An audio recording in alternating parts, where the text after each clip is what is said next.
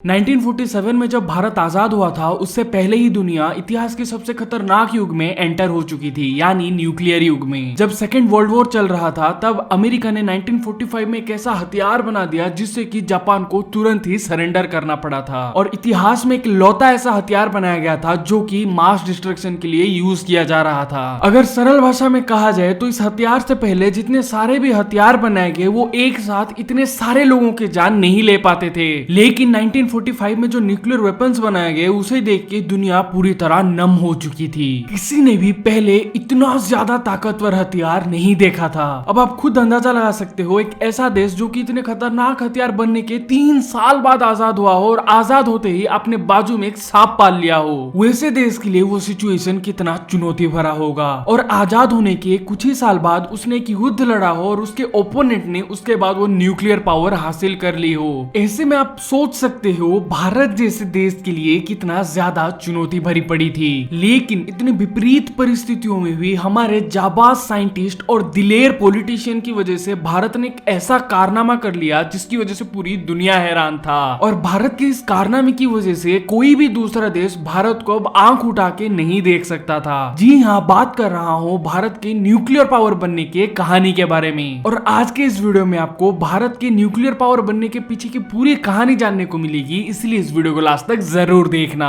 भारत को आजादी मिलते ही पूरी दुनिया न्यूक्लियर पावर पाने की रेस में लग चुकी थी, लेकिन इसमें भारत का स्टैंड बिल्कुल ऑपोजिट था। भारत का ये कहना था कि न्यूक्लियर पावर को वेपनाइज नहीं करना चाहिए, और भारत का स्टैंड ये था कि जब तक भारत के लिए कोई एक्सटर्नल थ्रेट नहीं बनता तब तक भारत न्यूक्लियर पावर के लिए नहीं जाएगा। लेकिन इसके कुछ ही सालों बाद 1962 में चाइना ने भारत पे अटैक कर दिया, और ये अटैक भारत बिल्कुल भी एक्सपेक्ट नहीं कर रहा था। ऐसे में भारत को एक तगड़ा झटका मिला, और 1962 इंडो चाइना वॉर के बाद 1964 में चाइना ने न्यूक्लियर पावर हासिल कर ली, और ये चीज भारत की सिक्योरिटी के लिए एक बहुत बड़ा थ्रेट था। और उस युद्ध के बाद भारत के प्रधानमंत्री बने लाल बहादुर शास्त्री, और रिपोर्ट्स ये सामने आई कि लाल बहादुर शास्त्री चाइना के न्यूक्लियर पावर होने के बाद न्यूक्लियर अम्ब्रेला के तलाश में थे। न्यूक्लियर अम्ब्रेला यानी एक ऐसा देश का सपोर्ट जिसके पास की न्यूक्लियर पावर हो, और वो देश भारत की तरफ से भारत के दुश्मनों के लिए न्यूक्लियर पावर यूज करे। फॉर एग्जाम्पल जैसे जापान को अमेरिका का सपोर्ट है, लेकिन दुख की बात तो यह है कि कोई भी देश भारत के सपोर्ट में नहीं आया। ऐसे में ये जरूरी हो गया था कि भारत खुद का न्यूक्लियर पावर डेवलप करे। लेकिन इसी बीच 1968 में आ गया एनपीटी यानी नॉन प्रोलिफरेशन ट्रीटी। प्रोलिफरेशन का मतलब यह है कि ग्रोथ यानी कोई भी चीज का डेवलपमेंट, और इस ट्रीटी में यह कहा गया था कि 1968 तक जितने भी कंट्रीज न्यूक्लियर पावर पाने में सक्षम हो गए थे उनको न्यूक्लियर पावर वाले कंट्रीज माना जाएगा, और जो भी नहीं कर पाए वो कंट्रीज उसके बाद न्यूक्लियर टेस्ट नहीं कर पाएंगे। और इस ट्रीटी में ये कहीं पर भी मेंशन नहीं था कि जिसने भी न्यूक्लियर हथियार बना लिए हैं उनको डिसमेंटल कर दिया जाएगा, यानी क्लियरली एक एलाइट ग्रुप बनाने की कोशिश की जा रही थी। और ऐसा ट्रीटी भारत जैसे देश के लिए एक बहुत बड़ा सरदर्द बन चुका था, लेकिन भारत ने कभी भी इस ट्रीटी पे साइन ही नहीं किया। इसके बावजूद भी पूरी दुनिया भारत पे ये प्रेशर डाल रही थी कि भारत न्यूक्लियर टेस्टिंग बिल्कुल भी ना करे। लेकिन इसके बाद 1974 में आई इंदिरा गांधी की सरकार, और उन्होंने न्यूक्लियर टेस्टिंग के लिए हरी झंडी दिखा दी।